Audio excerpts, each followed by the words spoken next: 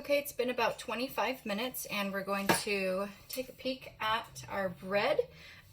We could probably go a little bit longer, but remember what the video says about how you know when your proofing is done. If you can press into it and if it springs back. So these look pretty well proofed. And it's almost 10 o'clock at night, so I want to go to bed. So I'm going to get this in the oven. The last thing you do is an egg wash. So that is an egg white and water. You can do the whole egg if you don't want to throw away the yolk. It's just going to add a little more color and potentially flavor. The egg white is just more of a clear coating to give your bread a shine to it. If you forget it, it's not the end of the world. It is mostly for appearance, so it doesn't look dry. But you can tell if a bread has it or doesn't have it. So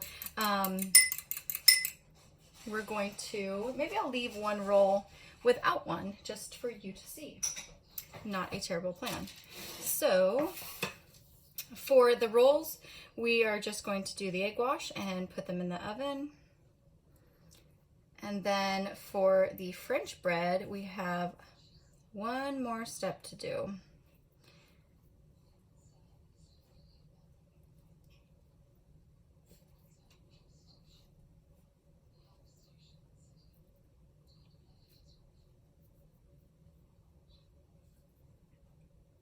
Okay, so I'm going to leave that one without an egg wash so you can see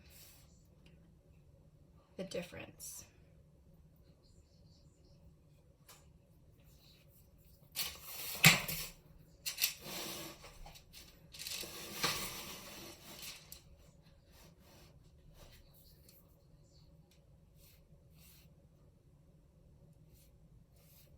If you don't have a pastry brush at home, you could get by with probably just trying to paint it on using your hands, or even like a paper towel that you dip into the egg wash. It's not ideal, obviously, and it would potentially be harder, but when in a pinch, you still want to do the egg wash, you gotta do what you gotta do. So coat all the sides, and if you don't, again, with the egg wash, you can tell where you have it and where you don't. So you'll see a little bit more browning with the egg wash, and again, like that shine. Now, the last thing you're going to do is give it a few cuts, and this is to help the bread rise, but also allow some of the larger air pockets to escape without making the bread burst at a seam. So we're going to give it seams to burst at, so it is more appealing to look at.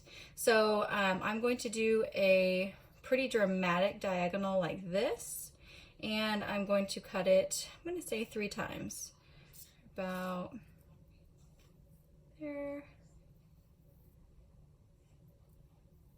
And the best knife to do this with is a serrated knife if you don't have an actual lame, which is what the razor is called that bakers use. And you want to go for at least 1/4 of an inch, if not closer to 1/2 of an inch. Right about there. So now they go in the oven, and you'll see the finished product in just a little bit.